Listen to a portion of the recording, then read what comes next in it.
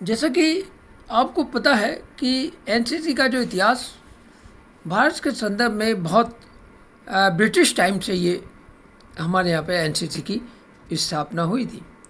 सर्वप्रथम ब्रिटिश शासन में 1917 में यूनिवर्सिटी कॉर्प्स के नाम से एक संस्था का गठन किया गया, जो यूनिवर्सिटी में पढ़ने वाले जो छात्र हैं या जो कॉलेज या इसमें पढ़ने वाले छात्र हैं उनके लिए उन्होंने इस एनसीसी इकाई की स्थापना करी।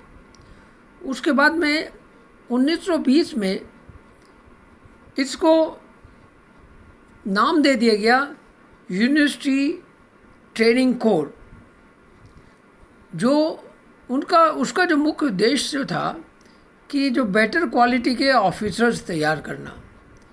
जैसे कि ब्रिटिश शासन क्योंकि विदेशी हुकूमत थी और उनको अपने सैनिक अभियानों के लिए विभिन्न प्रकार के ऑफिसरों की आवश्यकता रहती थी, इसलिए उन्होंने यूटीसी के द्वारा विभिन्न प्रकार के ऑफिसर तैयार करने की एक रणनीति बनाई।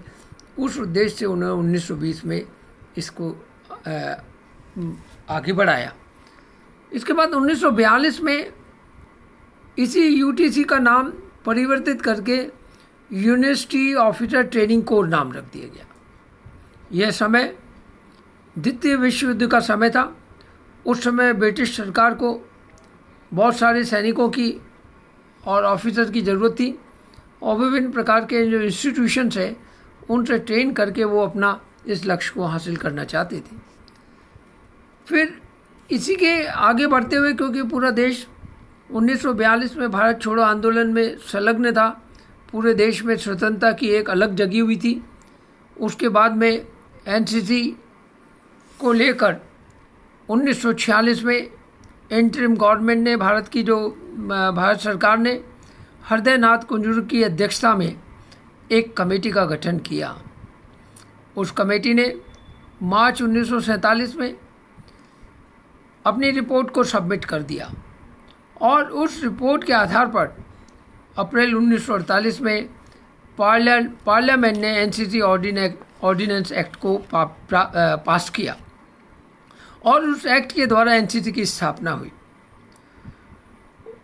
जुलाई 1948 में उस एक्ट के ऊपर लेफ्टिनेंट गवर्नर जनरल ने उस एक्ट के ऊपर साइन कर दिया और एनसीसी एक्ट जो है एग्जिस्टेंस में आ गया।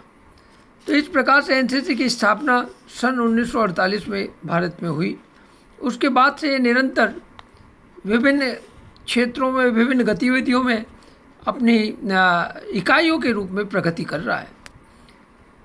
इसी क्रम में आगे बढ़ते हुए एनसीसी में 1949 में गर्ल्स डिवीज़न का स्थापना किया गया, यानी कि गर्ल्स की एक स्वतंत्र इकाई के रूप में इसको मान्यता दे दी गई और ये इसमें प्राप्त किया गया।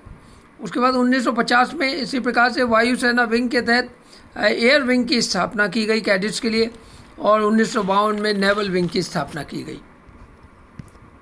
अगर हम इसको आगे देखते हैं तो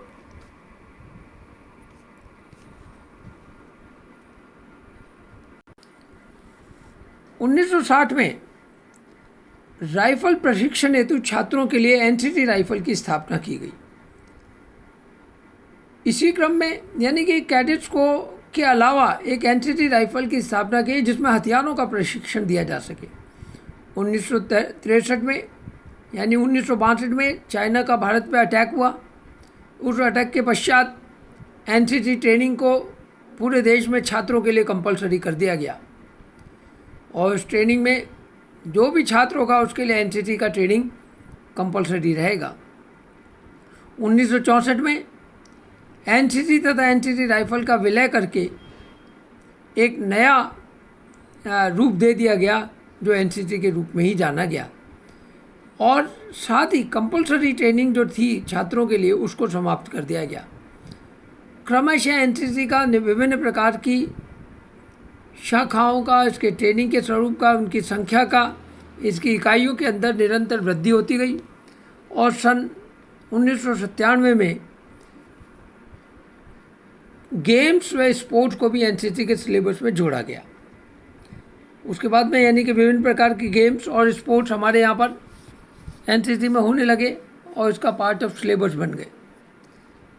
इस आधार पर हम ये कह सकते हैं कि एनसीसी ने निरंतर रूप से विस्तार किया अपने आप का।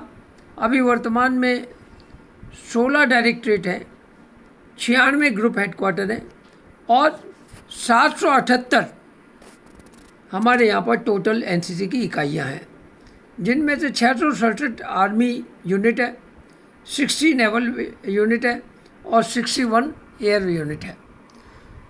संक्षेप में वर्तमान में अभी 15 अगस्त 2020 को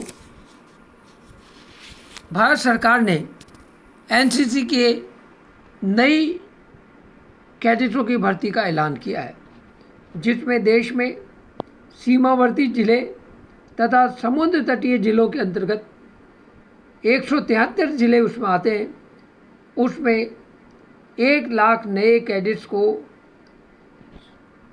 कॉलेज स्कूल लेवल पे प्रशिक्षण दिया जाएगा और 1000 के आसपास लगभग संस्थानों का चयन कर लिया गया है और इसी वर्ष ये शीघ्रता से आरंभ हो जाएगा। तो कैडेट्स देखिए, एनसीसी का जो इतिहास है उसकी कब स्थापना हुई, कब उसमें क्या विकास हुआ, इस पे प्राय प्रश्न आता है और आपको इसका भली भांति स्मरण रखना चाहिए। तो इसी के साथ ये व्याख्यान मेरा यहीं समाप्त होता है। जय हिंद।